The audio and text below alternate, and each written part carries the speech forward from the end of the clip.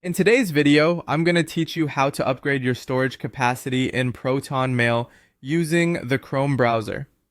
Whether you're running out of space for all those important emails or simply looking to get more out of your Proton Mail account, this straightforward process will guide you through the necessary steps with ease and efficiency.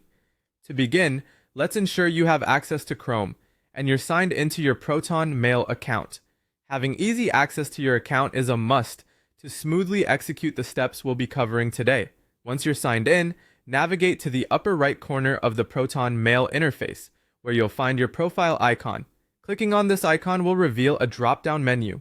It might include options like account settings and other profile features, but for today, our focus is on the upgrade option. Selecting upgrade will lead you to your next step, where you can view all available plans offered by Proton Mail. Proton Mail offers several plans, each designed to cater to different storage needs and other specific features. Take a moment to review these plans carefully. Choose the one that aligns best with your storage requirements and budget. For instance, if you handle large volumes of emails or frequently share heavy attachments, you might opt for a plan with increased storage capacity. Once you've selected the plan that suits your needs, it's time to proceed to the payment section.